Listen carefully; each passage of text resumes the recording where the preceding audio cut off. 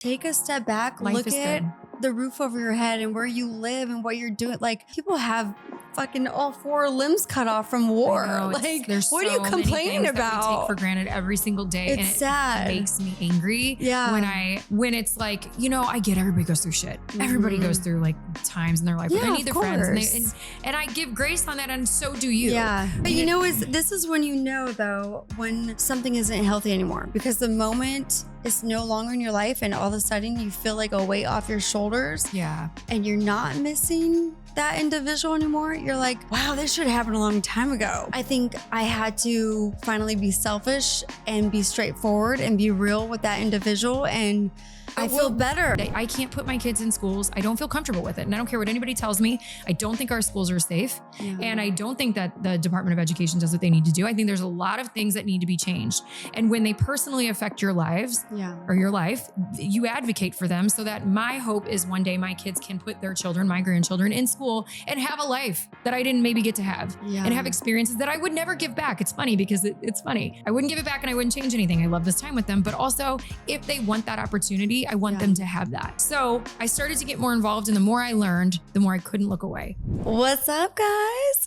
Another episode of Talk and Teenies. We've lost count of how many episodes we are on. I don't even mention that because I don't even know how many we've done. It's been a lot. We've done good. I know. It's cheers. been fun. Cheers to us. Cheers. Hi, everyone. Yep. How are you today? Yeah. How the hell are you? We're like dialing it down. We're having a TED Talk. We're going to have a little bit of one-on-one with me and her today, because it's been a little while since me and you have talked. You know what? You're right. Yeah. And I kind of like this too, because we have a lot of shit to talk today. Yeah, we do. We do. So much has We changed. got some juice to talk about. Yeah. Do we? Okay. Yeah. So let's hear it. Let's get right into it. Well, my first juice is, this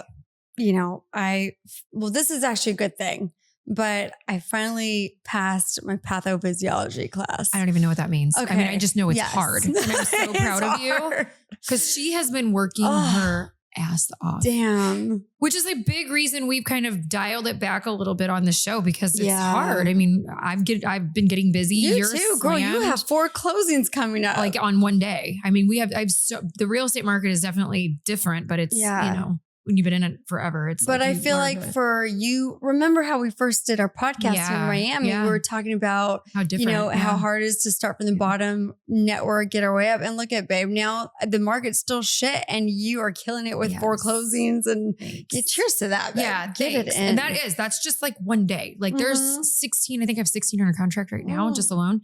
It's been non-stop, and you've been studying like crazy.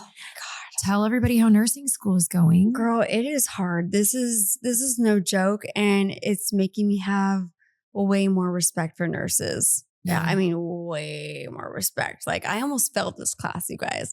Pathophysiology is, studying about all the diseases, everything, diabetes, COPD, you name it. So to me, it's an accelerated program. So I have to learn all this shit in such a short amount of time. Yeah. And this is my last class before I was going to start clinicals. So I was like, if I don't pass this, I'm not taking this class a 3rd time, because, but anyways, I finally got through it. So today I'm definitely celebrating on that. But it's amazing. I'm so proud of you. Girl. I mean, I barely passed by the hair. And the crazy thing is, you guys, she straight up studied. Like, I think people are asking me, like, where's Melissa? What are you guys doing? Like, you guys aren't out. I'm like, I'm swamped, and she's studying. Yeah. Like, this is no joke. It really, truly is. And nurses, I feel like sorry, doctors, but nurses do a lot of the work. More. Yeah. You are in it. Like, you're in the thick of all of it. Yeah, so whereas they're very valuable in their own way. I'm not negating that, but the nurses have to do so much more. And that's a lot on you. Yeah. Yeah. But a lot of people don't understand, being a nursing student, you have to make the sacrifice to not have a social life anymore. How's that going for you? I mean, because you're a big social butterfly. Girl, it's hard because I get FOMO and I have to get past that. Like, no, I can't go out to dinners all the time anymore. I can't drink like I used to, because I definitely am a social drinker. You guys know that. Talking teenies, come on. Mm-hmm. Yeah, so, it's discipline. It's definitely discipline. And all the, other nurses that graduate, they give me the advice, like, girl, it's temporary. Like, sure. This is only one more year. You're almost there. Like, you almost got it. So next month I'm starting clinicals, which are 12-hour days. Then I have 3 classes on top of that. So when I'm not in school, then I'm going to be doing the homework and, trying to catch up with my, my other personal life stuff, and trying to find time for the gym. So it's a lot. But what I kind of wanted to talk about is where I said there's a little juice. There's some tea. There's tea. But back to what me and you talked about at the beginning of our podcast, like in the early on episodes, of how sometimes you just truly have to cut out the negativity in your life. Yeah. And this is sad, but some friends and people in your life, you have to, look at the big picture. Mm-hmm. Are these people truly your friends, or are they kind of a burden and draining for you? You know what I mean? Absolutely. So, I had to once again let go of another friend because they were understanding what I'm doing for my future and my career. I'm tired of constantly having to take care of everyone else except for myself. It's draining. Because I was doing it again. Yeah. I was doing it again. I was literally putting everyone else before my own needs. And I lost another friend over it. They couldn't respect that, hey, I wanted to better myself. I wanted to, focus fully. For one, I'm paying for nursing school, which is not cheap. Not cheap, girl. And for 2, you truly need to be mentally there. You can't be distracted with drama, especially when it feels like high school drama. Yeah. So it was hard because I had to let go another friend of mine that I loved dearly and was there for that individual for a very, very long time. And, they couldn't respect that I can't attend to you like I used to, because I have shit going on. It's so and hard. It's important stuff and stuff that, I don't have things handed to me. I have to work hard. I have to put the sacrifice and the hustle in. Yeah. Nothing's handed to me. Right. So, and medical school is a lot different from if you're just going to regular college for, some other career. Like nursing school, medical school is a whole nother ballgame. You can't mess up. Yeah. You can't even take time off. Like vacations, spring break, holidays. Right. What's that? Right. That's okay because your friend told you it is temporary. Yeah. But what I'm hearing you tell me, and a lot of people I think need to remember and understand, and I have a hard time too with this because I've told people that don't have small children, we're going to have a harder time connecting. Yeah. Because I can't just at my leisure do a lot of stuff. Yep. You have been amazing. You're one of the only girlfriends that doesn't take it personal. That I'm busy or can't or unable to, or I have to be here and first. I can't come because I'm doing, it's like, well, yeah, but you're off, they're home. Can't you just make it work? No, because if I negate my homeschool duties and all the things I'm doing with my kids, it's not going to work. Yep. Friendships in your mid 30s and your 40s they need to be low maintenance. And that means you need to know that someone will be there for you if you absolutely need them. And you cannot lean on them so hard because everybody has their own shit going on. Everybody has their own shit going on. And it's one thing to have drama for a while and you try to help somebody through it. And I had a lot of friendships I had to let go of in the Midwest because of this. Yep. That's just constant and you become what you surround yourself with. So if somebody's constantly just dumping shit and trauma on you, it's draining. It's exhausting and you can't get, and then you're you see their fucking name calling your phone and you're I don't even want to answer that. Which is not good. That's not healthy though. And then you're the asshole because you say something. No. Yeah. The asshole is the one who's not paying for the therapy that they're asking you to provide to them. Wow, babe, preach it. Preach it. Can you just say that again? It's so frustrating, right? It's so true. We are not your therapist. Doesn't mean I need to let you dump all over me 24/7. And me and you are not the type of girls that like that shit. Yeah. We don't like it. And there's nothing, I don't like small talk. Yeah. And I don't like trauma dumping. And I will listen to somebody for a long time, but I'm fucking deal with it, man. Yeah. I don't know what to tell you. After a while, my compassion runs out and I become very so what are you doing about it? Exactly. So what's the solution? Yep. I'm a big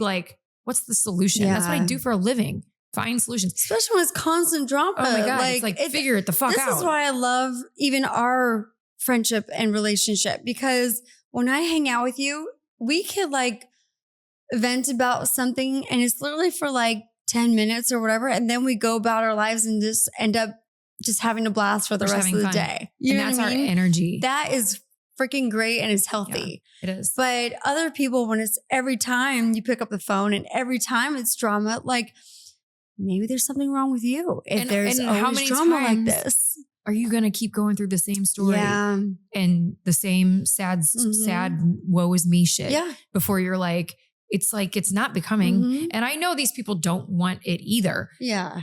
I know people that struggle with depression and anxiety and PTSD, and I deal with them a lot of my foundation. And I have a little bit more compassion for people that have seen dead bodies and they've been through wars and they've gone through significant trauma or they've lost children or they've lost someone very close to them at a rough age unexpectedly. I'm going to have a lot more compassion for those situations than just kind of like the woe is me scenario that runs.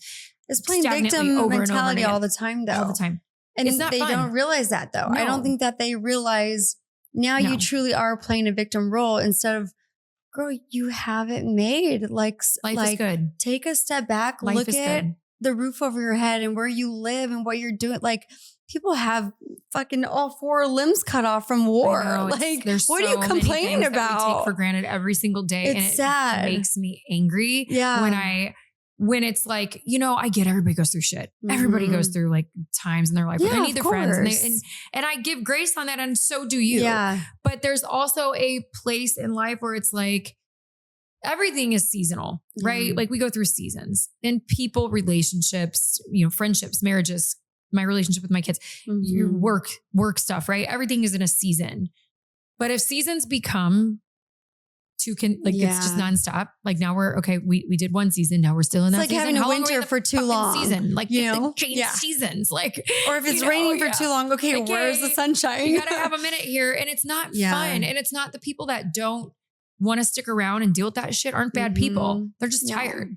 I'm sorry that you had to deal with it. And I know that it's been a lot since you've moved here. Yeah. But this is when you know though, when something isn't healthy anymore, because the moment it's no longer in your life and all of a sudden you feel like a weight off your shoulders. Yeah. And you're not missing that individual anymore. You're like, wow, this should have happened a long time ago. Yeah. But maybe I was hanging on to the friendship because I felt sorry for that individual.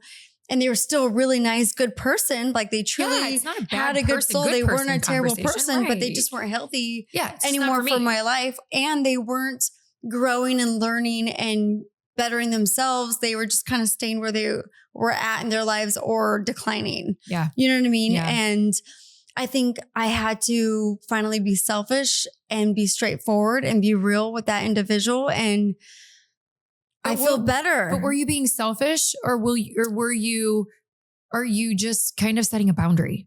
Wow.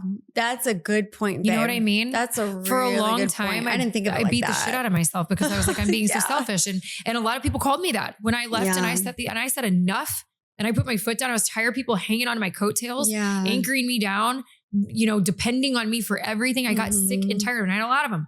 I got tired of that and I felt selfish. And then I realized I'm not being selfish. I'm setting a boundary because your weight is pulling me back and I can't go anywhere while I'm dragging you along. And you shouldn't want that for me as your friend. Yeah. So are you being selfish? Wow. Because, right? Spin it around, flex the narrative a little bit. Such a good way to think of it. We got a little change up. Yeah. And I think the right people, when you say that to them, it might even take some time. But they'll go, damn, I'm sorry. Yeah. I apologize. I didn't think of it that way.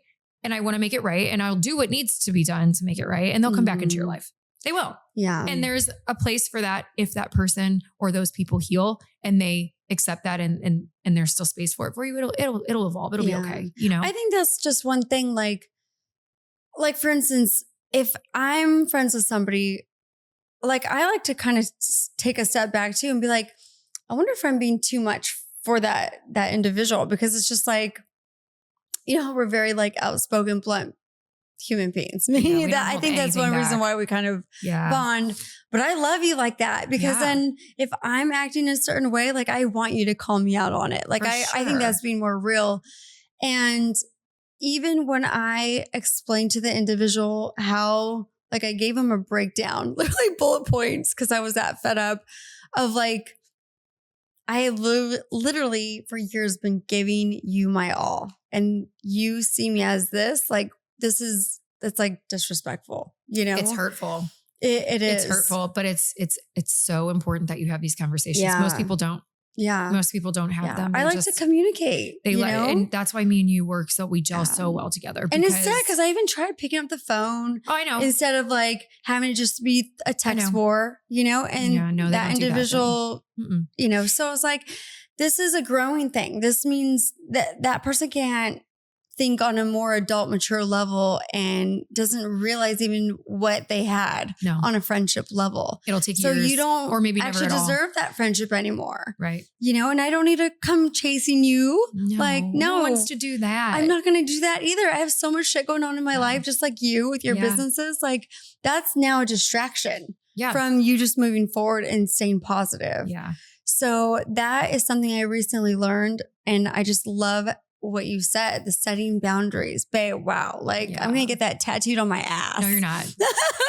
Not before my face. I know. First, we're tattooing my face on your ass. Okay, then you can carry do me that everywhere with you because I don't. You have a great ass, so yes, I do. I would put yours on mine, and you can put mine on yours. But tell me, babe, what's up with you? What's new with everything you have going on since the last time we had our one-on-ones? We haven't had any time to like really even catch up with any of life is really good. I'm just in a really good space right now, and it's funny because that ties into this. I'm at a different place in the story that you're having because you found something that you're really excited about and you want to pursue, and it's a growth thing. Yeah. So anytime you grow, you're gonna have growing pains. And when I had those growing pains, I was so lost. And the lost part of it was the story that is building to where it's not yet, but it will be there. And I can feel it going in that direction. Yeah. I feel really good about things right now. I feel like, I did cut people out of my life and family that was just disgusting and some of the most horrible things that were said about me and my husband and by people that were supposed to love us the most. Isn't that sad when it is actually family members? Disgusting. Where and you're dealing still with to that? this day, we laugh because we're like the most simplest of text messages that could just say, hey, I'm sorry, I messed up. It can't happen with these egotistical, narcissistic individuals. And the longer it goes, the more you realize how happy you are you made the decisions that you did. But I will tell you, there was a recent conversation with somebody that I had separated from that this person did have the conversation that needed to be had in a very non-drama way with me. And we had a quick little text exchange out of nowhere. Oh, wow. And we mended something because that person and myself understood that, hey, you know what? It's been some time. Yeah. There's room for growth. We can talk about this now and it's not so painful. And I like that. And that person came back in. And that's a neat thing that I didn't think that something like that was possible before. And I'm not sure it is with many other people. Maybe that is another thing too. Sorry to cut you off, but the whole time thing. Like you're right. Sometimes people need to like sit back, lose it. Yeah. And process what they just lost and feel it. Yeah. And then they're like, damn, maybe I really did value this friendship. Yeah. Maybe they were right and I was acting wrong. There's one thing I've learned that is probably the best lesson that I hope my kids take with them. And that I think it's one of the top 3. If I had to say the best lessons I've learned, this would be in the top 3 over the past 40 years of living. And that is, it doesn't matter who's wrong or right. It doesn't matter what happens, what stories are told, what they say, what they do, because in time, the truth is going to be exposed. Exactly. Time will expose everything that you needed to expose. That is so true. And it's sad and it's frustrating because you have to sit back patiently and wait. But it's even like a heartbreak. If you go through a heartbreak, in time, you will heal. Yeah. And the shitty part is that you have to do the work in between to where, you really have to self-discipline to maybe not say certain things or not do certain things or maybe function a different way. But in time, you will know the answer and they will know the answer and other people will know the answer. Yeah. And you just kind of have to let it play out and focus on your future. And I think you are doing that. I know you. I know that you're going to be fine, but I also know that you have a huge heart and that you don't like to do that. This isn't something like you enjoy. It's always hard, cutting people out of your life that you've given so much of your time to, Yeah. But I'm a lover because anyone I'm letting into my life, they're family to me. Yeah. I consider my friends, everyone in my circle, my family. So I'm going to treat you like family. Yeah. You know what I mean? So I think I take it so personal when that, individual is not appreciating it or being disrespectful or not mending it the right way, like communication. Yeah. Communication's everything. Everything. If people but the majority of people can't do that. No, they can't communicate. They can't do that. Instead, they'll go and gossip to the next person. Which is so stupid. High school all over again. And who wants to listen to that? Yeah. Like that's why I've always had guy friends because I can't stand that quality about women. Now men do it too. I mean, they do. They do, but I mean, not as bad as us. No, it's like women are terrible at it. They're horrible. And you want to know something? This is the God honest truth about her and I. We don't do it. Yeah. We don't gossip. We might especially say, to each other. Did you hear so-and-so this happened? We might say, but this person's a no for me. This person's a yes for me. But we never are like mean. Yeah. We're not mean girls. We don't bring the people down. Actually, I found that the more beautiful, disciplined women are usually not the mean ones. It's usually the ones that don't have disciplined and self-value and confidence that are the really mean ones. And they don't look a certain way and they're mean. It's kind of like the liberal mindset. That's kind of like jealousy. It's like the leftist shit. They're not happy in their own world. They're not. There's a lot going on there. And like, if you look at most conservative women, they're stunning because conservative women like discipline. Yeah. And a lot of the Democrat Party doesn't. They want it to be the normal, to be overweight, to eat whatever you want, to look however you want. Don't worry about wearing makeup or dyeing your hair. I think that's a terrible message to send out to people. It's awful. It's terrible. It's not healthy. And I don't care who you are. And I see value in every single unique human being, but we're not going to amplify or highlight mental health issues and woe is me stories. And I'm just broken and this person did that and this person did. It's everybody else's fault but my own. Yeah. And that's in politics and life and work and in general. It's not okay to be the drudgy, woe is me friend, family member. Yeah. The victim mentality is fucking annoying. I think people too that constantly go to their friends and spill out all their drama and all their, problems in life constantly to their friends. They don't realize how that energy is now everyone's energy. Yep. Like they can come to a dinner or a party or anything. And if they're like down and venting and spilling all their shit on you, they don't realize even people around them are starting to feel that. No, and then they energy. Drink. And then they fucking God. Yeah. How bad is that? Yeah. And that's the one thing her and I, when we go out with with my brother and my husband, who are also friends, it's the most fun. Like a blast. Need a reality it's too much show. Fun. It's too much fun because Brandon and Brian are not drama. No, they're super laid back and chill, and they let us just kind of be ourselves. They love us for who we are, which is our silly little, little sillies every time. But we don't go out and get drunk and cry and yell at people and act like psychos. And we're just not those girls. I used to do that in my early 20s. I remember in my early 20s. But what I realized is because I was like in terrible toxic relationships where I was so depressed all the time. So when I would drink alcohol, all the emotions and feelings I'd hold inside would come out when I'm drinking. Of course. Girl, was I a hot mess. We all went through it. I mean, such a hot mess. The difference between us going through it in our 20s is that we fucking stopped. Yeah. And it's enough. If you can't handle alcohol or you're in a place or a position, like if I'm going through some stuff, like I'm not going to drink. Yeah. If I had to learn to not do that. Yeah. I might come over here and drink with just you because I'm sad. Like when my grandma died, I came over and just sat on her couch and cried and drank. We needed that. But that's what your family and your besties are for. But we didn't do that much longer than one or two times before. I knew I'm like, look, I chose to be reclusive and still choose to be reclusive when I'm in my shit. Yeah. So I don't trauma dump all over somebody constant. I don't want to bring that energy out. I know. Like, especially at our age. Like now I gotta get babysitters to watch the last thing I'm doing. How scary. Do you know, getting makeup on and curling my hair and getting ready is like a task in itself these days. Like my nails, let's not look at them. They're awful. I don't have time to do most shit. And it's like, everyone's looking at these beautiful eyes. How much time does it take you to get ready? Me? Yeah. Like if you're going out, would you say an hour?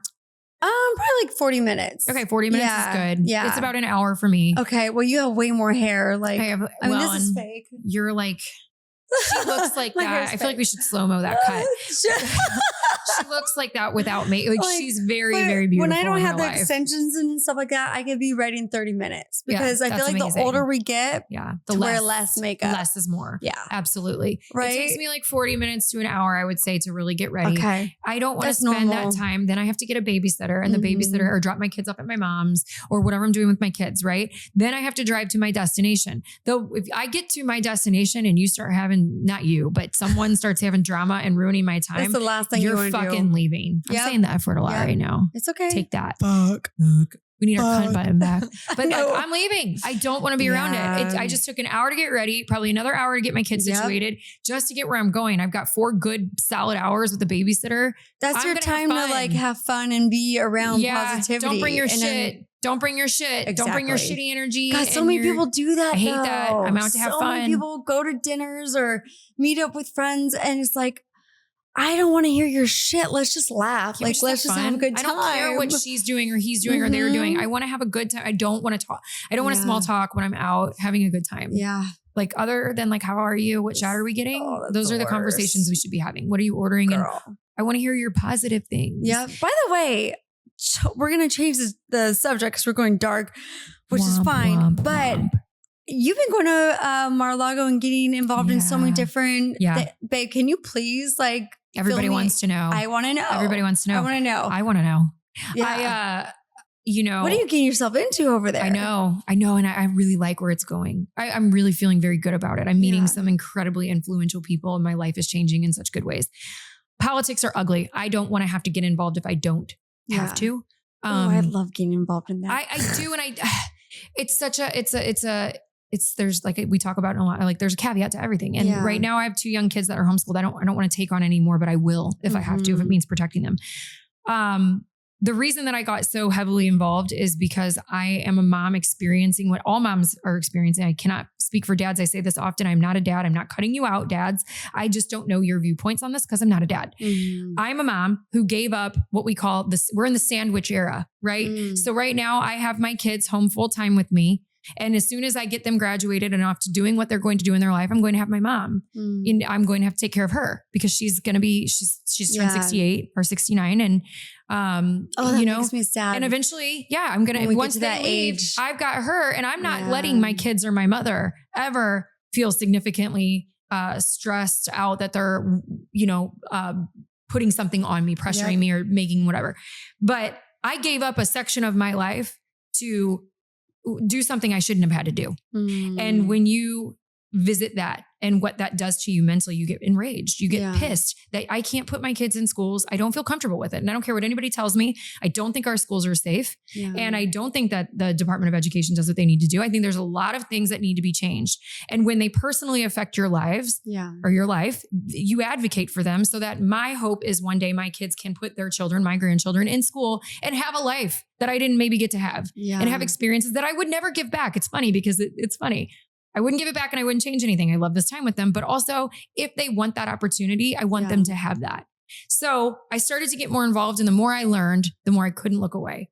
So then I got involved in all of these boards and I'm, what boards though? Like go into detail. So I'm in a couple of clubs. I don't say too many things just because I don't want too many people asking too many questions, trying to get too involved when they shouldn't be. Politics is not for everyone. It's very popular in South Florida because everybody wants the limelight that comes with what that, what that will give you. So I'm really careful in what I say because I do a lot of stuff with, some pretty big individuals at this point. And we don't want just everyone, we want everybody to advocate, but you really have to know what you're diving into and delving into when you get involved at the levels that it takes to do more than just take pictures with people that are cool, And so we all know there's some individuals that do that. They show up to these events and they're not involved in anything. And it's great. Go out and advocate for the party that you love and the reasons why. But once you get to certain places and points in it, it's like, we don't just want everybody kind of collectively running around because we want to make sure the people that are involved are educated enough and have a mission that's strong enough to make sense. Exactly. So add value too. Yeah. So I don't know what the future looks like for me. I campaign trails. I think there's going to be some of that. I think I would love someday to run for the House of Representatives when I'm able to. Yep. I think there's a lot of fight in me that can see constructively I can look at both sides and go, look, there's a solution somewhere here. And there's a mess over here and a mess over there, but let's clean it up and find a solution that works for everybody. I've got a pretty good handle on that. And so I like to learn. Right now, it's all education. Okay. So what I'm doing up there is I'm getting involved. I'm meeting the right people. I'm learning what they do, how they do it, what they need, what I don't like, what I wouldn't do, what I would do, what I need to do, what I don't need to do. Right now, I feel pretty good about everything that's happening in the world. I feel like every day's kind of Christmas. So, I'm putting myself in environments with people who can grow me mentally. I love that. Yeah, it's really cool. And I think that is growth. That's like the positive growth that I'm talking about. Like you literally are just surrounding yourself around people that you can learn so much from. And from what you've told me, they're really good individuals. And I think this was meant to happen because me and you had bad years, like the last, 2 years of the move and, the friendships that we cut off and stuff like that. But babe, look at where you're at now. Same as you. You know what I mean? Yeah. Like when we look back at the times when we're struggling with the people we're surrounding ourselves around, the moment we cut that out of our lives, look what's presented. Absolutely. Look at what you're surrounded by now. It's awesome. And it's the growth behind it too. I love the saying that if you sit with 5 people, you're going to become the 6th. And it's true. Yeah. If you want it to be. It's whatever, you wanted to do nursing school. You could have taken this seriously or you could have kind of like, nah. I know. And you didn't. You took it very seriously. Yeah. And I had to because my ass is getting old now, girl. Well, I can't waste my time. You're a very disciplined woman. Yeah. You showcase that in how you look, your gym routines. We've talked about this on other episodes. Your marriage, your the way your home is kept. You showcase discipline in every arena in your life. So it's not shocking to me that you showcase discipline to go to school and get this education that I know that you've wanted to do for a long time. Yeah. You just couldn't because there were so many.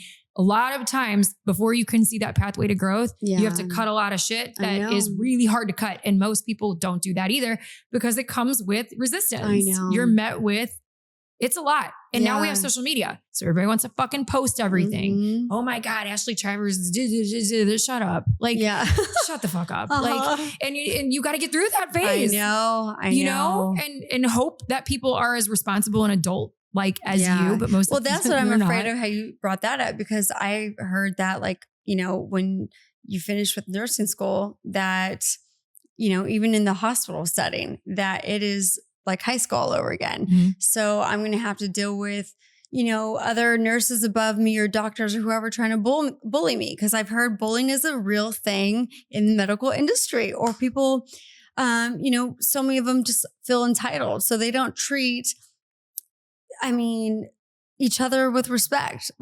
And I'm just getting a lot of advice from a lot of nurses on how they're surviving in that kind of career because I did hear don't share your personal life with these nurses because they'll just go to everyone else and start gossiping and chirping behind your back. Yeah. Any industry. Some people don't grow out of this shit. No, and I'm like, oh, fuck, am I going to put myself into this again? Yes, you are. Do you know why? Because you're going, the answer to that is education. Yeah. Always. You educate and you know more, that builds your level of education. Number one, you're not going to be wrong because you're always going to be right because you have the education. Yeah. And number two, it builds your confidence. Yeah. And as you know your confidence, it was the same thing when I started in even real estate with brokering. My confidence level skyrocketed when I knew that the information that I knew, that I sought out, when I knew that it was real, you're not coming at me with some bullshit because I already know the answer and I know that I'm right and I don't care what kind of fight we're having, I'm going to win. And then at the same time, it builds that confidence to where people don't mess with you because they know. Now you already have a lot of that naturally. Your aura is confident. So you're going to get a lot more people that are going to come to you. And again, it's kind of a crappy place to be because you're going to be that pillar to where they're going to come and they're going to vent and they're going to want your Melissa, because you carry yourself very confidently. But I got to learn the boundaries word that you said. Boundaries are huge. I think that is such a solid, statement to make. You got to set boundaries. You're going to have to. And they're going to do this. Anything that you do, people are going to talk shit and they're going to, use your information and manipulate it however they want and go gossip. That's what, if you're successful, that's what's going to happen. Yeah. So you have two choices.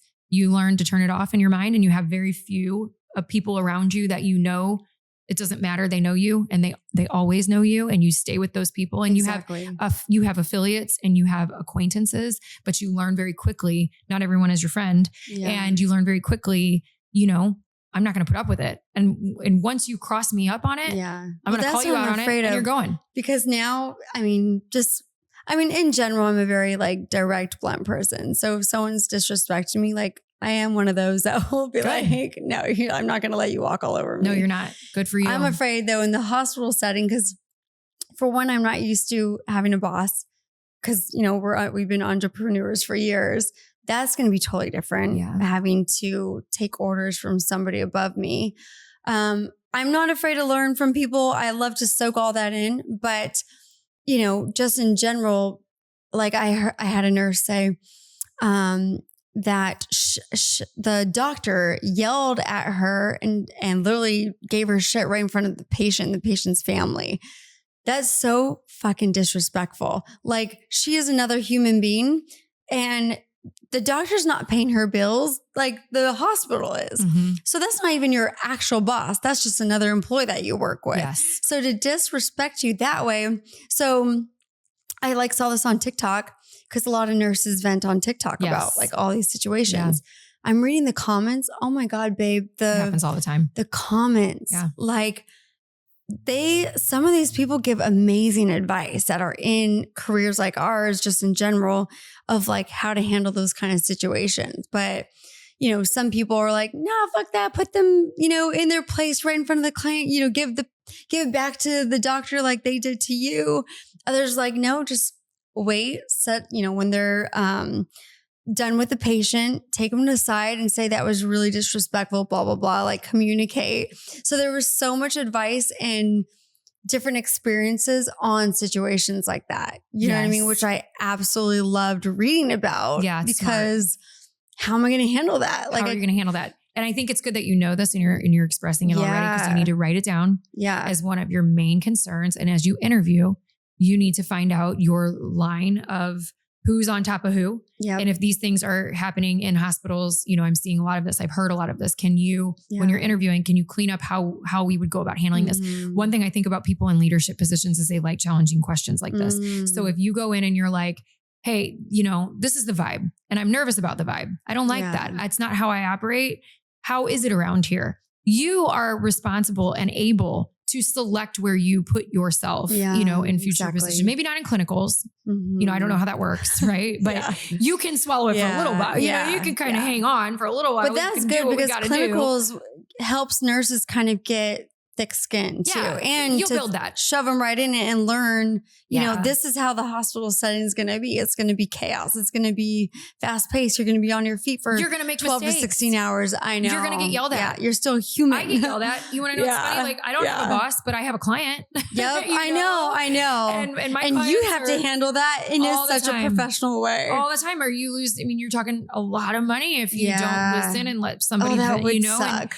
You got to learn really how do I respond to this and who do I want to be in this? It's very hard. Sometimes you want to be like, I want to kill you, but you can't. And you're going to go through some of that, but you're very good at reading people and you're very good at how you handle things. I've never felt uncomfortable around you. I learned.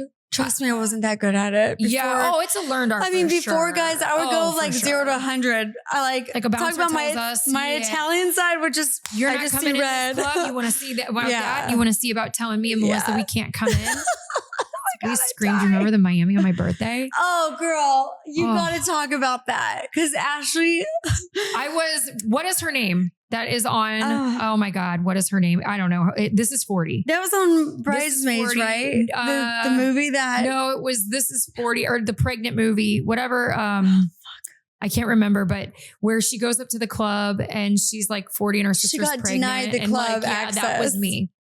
That was me. So funny. We didn't get denied. We just had a mix up and we had a mix in communication. Stand in the back or the bouncer made us go to the back of the line. Or something like, he stopped one of our party and wouldn't let certain people in. I don't remember, but I was drunk and like, we were like on another level. And then I just felt like everybody was tired and I just lost my absolute shit. I was On the screaming bouncer, about the door his guy. mom. You're just a door guy. Door guy. And I That totally, was funny. the next morning, my husband was like, you were 100% that lady from that movie. Yeah, like, we're it's going to fine. definitely have to play that clip, like It's that okay. scene, because that was actually pretty funny. That was me. And then we all ended up leaving because But we were so tired. we couldn't get up anywhere. We were too tired. We couldn't Like, go. We didn't have access to the club. we didn't have and we were just done. I feel like that was so funny. But you know, like aside from the occasional bouncer spat, we're not like these mean girls. No. And so when we're corrected, we can take We're constructive just, all we do criticism. is act silly half the time. We don't even act our age. We really don't. And Which I don't want to. I think that's a lot of it too. I think you and I have dealt with pretty much the worst of the worst. And I don't think you're going to be in for surprises. I think there's a lot of like women that go into nursing tend to be kind-hearted because you have to be. Yeah. And they're very nice people. And I think they think that everybody's nice. We know already going into this, most people are shitty. So you don't have to worry. But think of how crazy that is. Like, so nurses have to deal already with patients that are feeling miserable and they're at their worst and the families are psycho and being crazy. But then to like think about it, all the nurses are treating each other like shit on top of that. And the doctors. And the doctors. And what a negative environment. And the administrations. Yeah. And then you crawl up that ladder and it's at every angle. Yeah. And when you're in a position of like a first responder, so this is a lot of what we talk about with the cops. And what I deal with the 501c3 is that you've got it coming from the brass and the public. Wow. And you're getting your ass chewed every single day by everybody. And then you're supposed to just come home and just be like, happy. Yeah, like, I know. You know, you've got to so grouchy. Make a plan for this now. I need to keep drinking. And you cannot drink when you're at the hospital. But that's why I have mad respect for first responders, police officers, nurses, firefighters. Teachers, like they literally are dealing with a lot of shit from people on all ends and then have to come home to their own personal life. And what if they have shit going on with their personal life and your husbands, wives, children, whatever? Like it's a lot.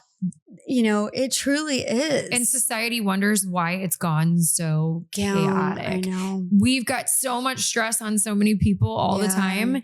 And if the systems were in place that prevented that to happen, if we had the village like we did when we were kids growing up, if my kids could go outside and ride bikes and I wouldn't be so scared all the time, they could just go to school and I could have a break. Do you remember that?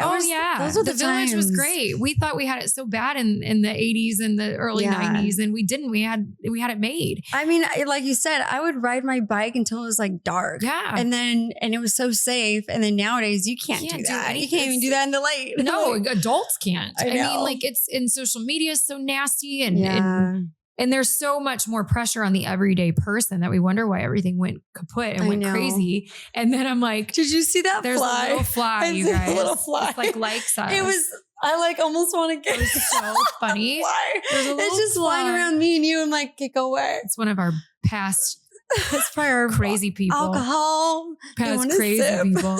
Yeah. It wants a little drinky drink. Yeah. No, that's why I feel like we have so much more pressure on us because the current society we're in. And I think that's why we saw Donald Trump win this election because I don't care what side of the fence you're on. More people are on the side of the fence that we've got to get some systems in place. Everything's a freaking mess right now. Yep. Everything. And it's our country looks so fucking weak before this. And everything is embarrassing. We're trying to accept things that aren't acceptable. Yep. And I'm really sorry. No, I don't care when you talk about the basics. I don't care who you love, who you marry. I don't care who you bang. Bang whoever you want. Keep it out of the school. I know. You know, and it's like we lost. Oh, how Trump changed the whole thing with men can't be in women's sports. Come on, you guys. Thank God. It's like, what are we doing here? So unfair. So much of this is not revolutionary. It's pulling us backwards in a weird way that is putting pressure on all the wrong people. You're putting so much more stress